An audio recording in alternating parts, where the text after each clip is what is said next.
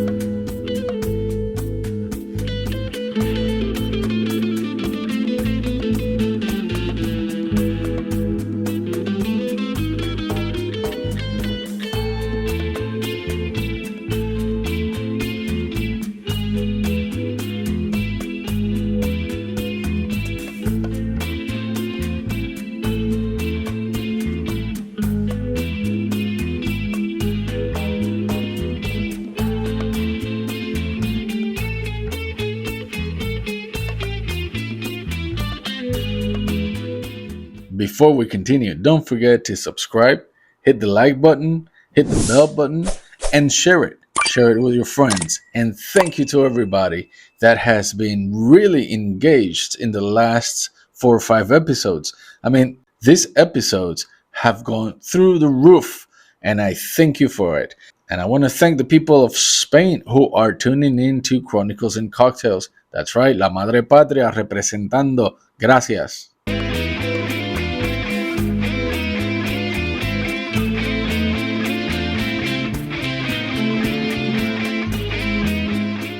Today, I want to start with the drink that belongs mostly to the West Coast in honor of that arrival of Cristobal Colón. The cocktail today represents what happened after Colón arrived. We're using a Chichaíto con Parcha, Palo Viejo, Puerto Rican rum, Paloma, Spanish style anise, and Parcha, the tropical fruit from Borikén. 3 different places, 1 shot. Kind of like Puerto Rico. Remember, everybody, you drink to taste history, not to get drunk. We're past that. So take it easy, and as long as you're at home, relaxing, watching this episode, you can sip the drink. Don't drink and drive.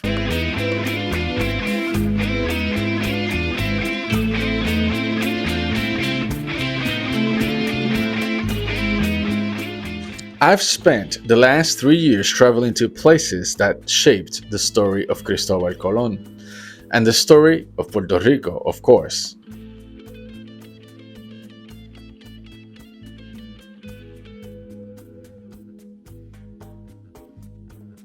Santo Domingo, Madrid, Valladolid, and of course here in Puerto Rico. We're talking about a person who changed Puerto Rico forever, whether we like him or not. Today, no myths. No drama, just what actually happened and what it caused.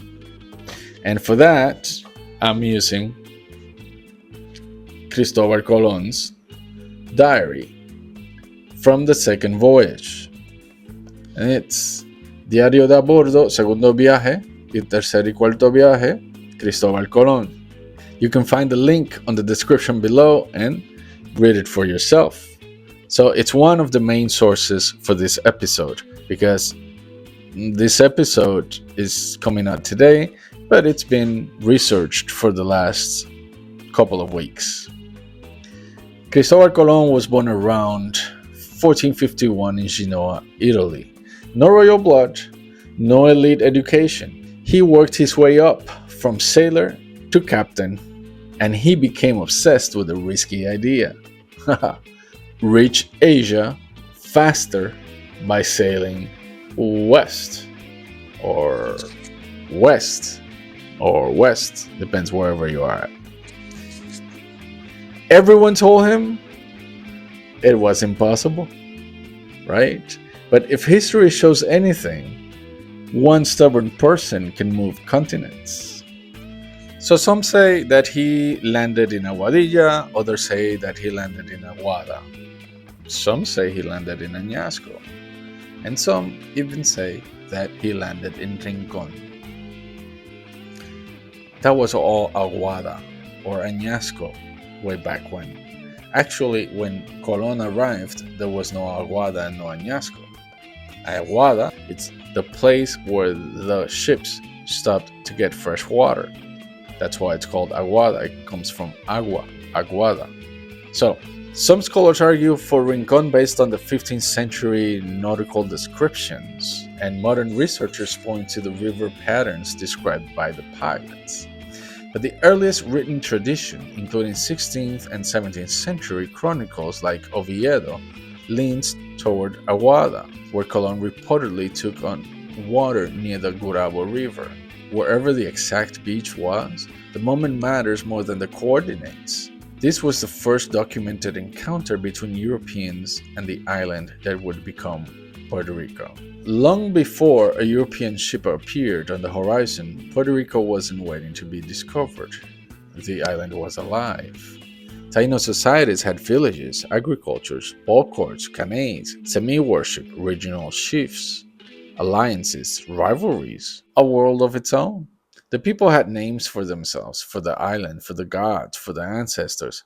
This was Borikén, ruled by caciques like Aguaybana, a world of yuca, cojoba rituals, canoas carved from ceiba trees, terraces carved into mountainsides.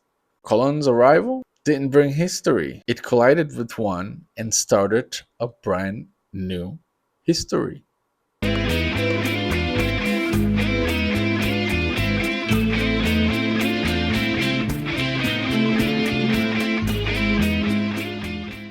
So, Columbus' arrival on November 19, 1493.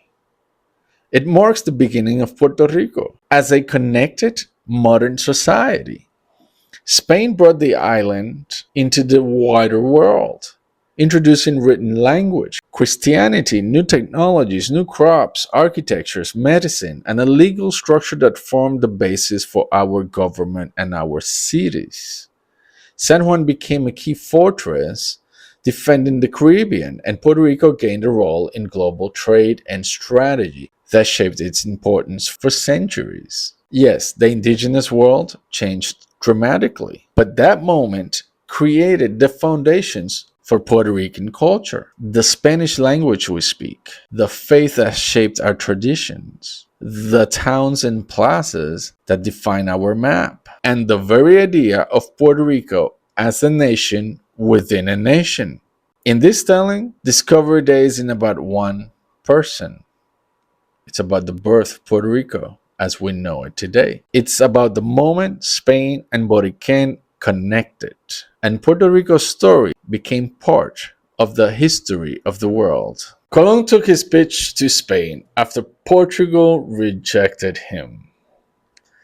He spent years chasing the royal court around Castilla, including time in Madrid. The Catholic monarchs, Isabella and Fernando, didn't say yes right away. They tested him. They doubted him. They had a war to finish, right? La Reconquista. But let's be clear, Puerto Rico did not begin that day. The Taíno world was already ancient. Skilled farmers, canoe engineers, ball court architects, a spirit culture rooted in semi-deities and cojoba smoke, life, community, identity. It wasn't waiting to be found. Then Africa enters the story, not by choice, and reshapes it permanently. Music, food, language, spirit, the heartbeat of Puerto Rico changes forever. November 19 is not the beginning of Puerto Rico. It's the beginning of the change. To understand Puerto Rico, you gotta understand Santo Domingo, the first Spanish capital in the Americas, the first cathedral, the first laws written to control the islands, the first model of empire. Puerto Rico became a strategic stronghold, a checkpoint on the route to the riches of Mexico and South America. Fortifications rise in San Juan, sugar and cattle reshape the land, and the Taíno population collapses under disease, war, and forced labor. And for people that love history, Old San Juan and Old Santo Domingo are wow. I mean, these are the first two cities. So you're standing literally on 500 plus years of history. Wow.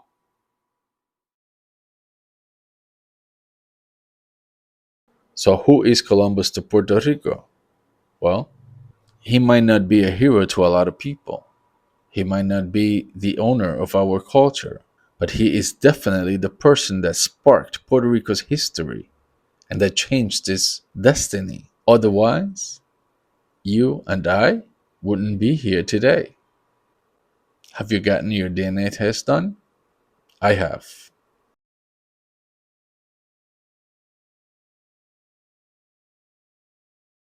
Standing in Valladolid, walking through the Casa Museo de Colón, you feel how much this story is actually Spanish, deeply, stubbornly Castilian. The religion that built our oldest buildings, the legal structure of the cabildos and gobernaciones, all of that came from here. The Catholic monarchs, Fernando and Isabel, backed Colón's voice under the Capitulaciones de Santa Fe. You can look it up in the Archivo General de Indias. Patronato 1 R1, just in case. And when Colón returned from his discoveries, he met the monarchs in cities like Barcelona, Sevilla, and Valladolid, reporting on islands like Borikén and La Española. Valladolid isn't just where Colón died in 1506. It's where European kingdom decided to transform the Caribbean forever. And yes, we're having an episode on Valladolid, the history between Valladolid and Puerto Rico. So what happens to Colón? He dies in Valladolid in 1506, far from the ocean, far from Borikén. He dies thinking he reached Asia. He never understood the world he had actually created. But in Puerto Rico, we remember.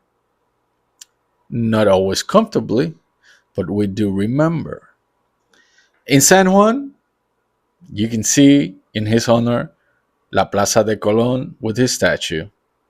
Mayagüez, also the statue facing the wind. In Arecibo, a giant bronze towering over the highway. Some raise fists to defend them, others raise signs to remove them. Memory is messy, so is identity.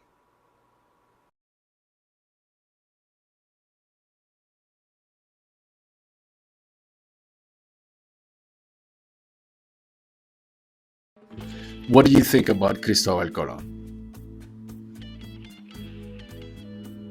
I would like to know. And yes, some of you may disagree with me, and that's okay. We can disagree. I love having you all as my audience. You're the best audience, by the way. And have a great week. This is a midweek episode, but I have fun making these videos. So remember, everybody, if you drink, don't drive. Don't overdo it. And be careful always.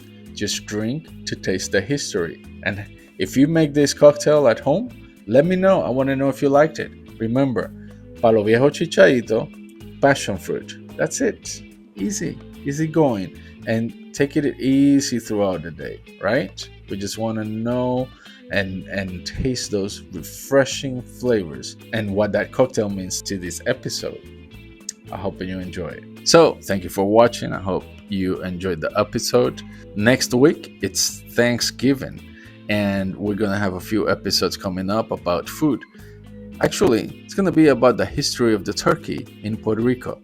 So stick around, hit that subscribe button, like it and share it, and just comment. I read a lot of the comments in the past few weeks, and some of you have asked for food history and cocktail history, and I love that, and I'm gonna do that starting next Sunday with the history of the turkey and some recipes maybe some recipes, maybe not full History Channel type of food episodes, but definitely some food episodes. So thank you very much for watching.